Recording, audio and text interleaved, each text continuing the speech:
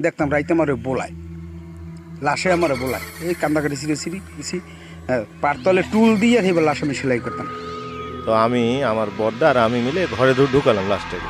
ঢুকানোর পরে লাশটা পোস্টমর্টম করলো আমার বড়দা পোস্টমর্টম করার পরে আমাকে সেলাই করতে দিল লাশটাকে। হ্যাঁ, যে তুই সেলাই কর, আমি একটু বাইরে যাচ্ছি। হ্যাঁ, তো আমি সেলাই করতে শুরু করেছি। হ্যাঁ, সেলাই করছি আর কি ধরেন যে বুকটা কাটে, এই জায়গাতে মাথাটা কাটে। হ্যাঁ, তো বুক সেলাই করতে গেলে আগে হয়তো আপনার এই দিক থেকে সেলাই করতে হয়, নিচ থেকে সেলাই করছি, বারবার সেলাই করছি। আর সুতাটা করছে কি হাতে, ওই লাশের হাতে বেঁধে আছে।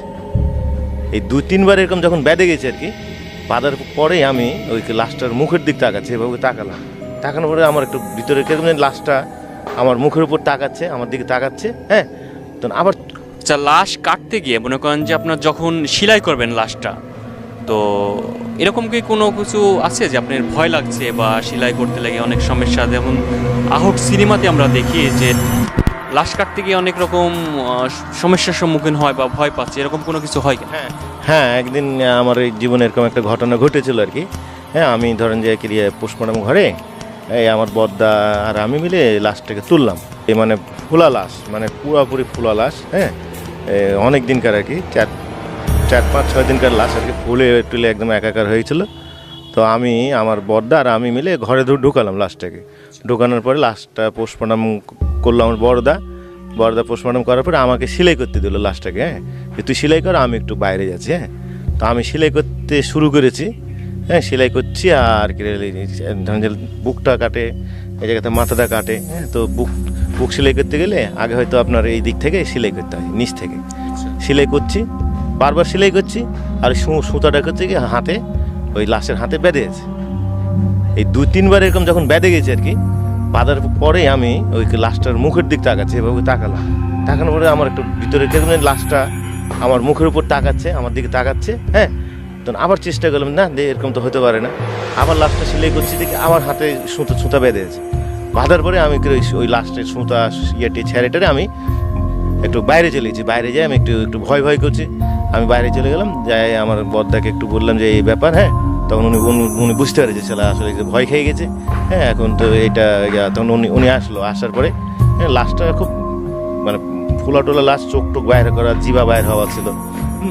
তো এরকম আমার জীবনে এরকম একটা ঘটনা ঘটেছে আর কি। আমি সঙ্গে সঙ্গে যাই আমার বড়দাকে বলি, বড়দা করলো কি আমাকে একটু বাইরে বসানোর পরে ওই আসে লাশটাকে সেলাই করার পরে তারপরে একজন আমাকে কবিরাজ একটু ডাকে না, একটু ফুঁকটুক দিয়ে পানি টানি ভরা দিয়ে একটু সাহস দেওয়ার পরে হ্যাঁ, তারপরে এরকম আমার জীবনে এরকম একটা ঘটনা ঘটেছিল। আচ্ছা, আপনার জীবনের সেরা ঘটনাটা বলুন। আমার জীবনে সেরা ঘটনা বলতে যে এই লাশের বিষয়ে কিছু কিছু লাশ আছে। হ্যাঁ, ধরেন যে আপনার পচা মানে ফুলা লাশ, হ্যাঁ, পুড়ে গেছে, ফুলে গেছে আর কি। হ্যাঁ, এই ফুলা লাশগুলাকে যদি আমরা কোনো রকমে মানে কাটি সেলাই টিলাই করলে কিন্তু আমাদের একটু মনের ভিতরে একটু ভাব ভয় একটু ভাব আসে। হ্যাঁ, আসার পরে তখন আমরা আবার ওটাকে আমাদের মাথার ভিতরে অনেক দিন এই দৃশ্যটা থাকে আর কি। আবার এমন হতে পারে অনেক লাশের ভিতরে কাজ করতে করতে মনে হচ্ছে একটা লাশ হয়তো ঘুরে গেল বা তার হাতটা হচ্ছে এরকম মনের ভিতর হয়। তখন আমরা করি কি লাশের ঘর থেকে একটু বাইরে হয়ে যাই, একটু রিল্যাক্স হই, অন্য জায়গাতে একটু যাই বসে থেকে একটু করে আরও আমাদের কয়েকজন ছেলেবেলেকে নিয়ে আরও 4-5 জন ছেলেবেলে করলে একটু সাহস থাকে। ওই একটা করলো এরকম করে, তাহলে ওই ভয়টা আছে। কিন্তু একা যদি কেউ করে তাহলে কিন্তু একটু ভয়ে থাকবে। একা একটা ঘরে যদি একটা লাশকে, আরও 3-4টা লাশ আছে, আর লাশগুলো তো চোখ টোক ফুলে যায় পচা লাশ। হ্যাঁ, চোখ মুখ বাইরে যায়, জীবাণু মতন বাইরে, মানে আকর্ষণটাই অন্যরকম আর কি। সেই জন্যে আমাদের 2-4 জন লোকজন থাকে। হ্যাঁ, এবং আমার এরকম ঘটনা ঘটেছে যে মনে হচ্ছে লাশটা ঘুরে গেছে আর কি। পরে দেখছি যে এই অবস্থাতে যখন লাশের দিক তাকাই, ও মা গো বাপ করে আমরা বাইরে যাই বাপ পিছিয়ে যাই, একটু থাকলাম, আবার কিছুক্ষণ পর একটু রিল্যাক্স হয়ে যাইতে তারপরে আমরা আবার 2-4 জন মিলে আবার আসে লাশটাকে কাটিয়ে কুটি সেলাই টিলাই করে পাটিতে সুন্দর করে টেনে টাইট করে তখন বানাটানো হয় না।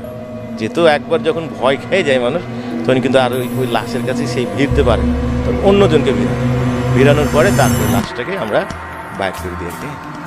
আচ্ছা, আমরা মনে করি যে আপনার যে লাশ নিয়ে আসে, আচ্ছা, পোস্টমর্টম করার মূল কারণটা কি তাদের ভিতরে যে পার্টসপাতি থাকে, যেমন কিডনি বা প্রয়োজনীয় কিছু জিনিসপত্র আসলে কি সেগুলা নেওয়ার জন্য মূলত প্রত্যেকটা লাশকে পোস্টমর্টম করা হয় না অন্য কোনো কারণ আছে?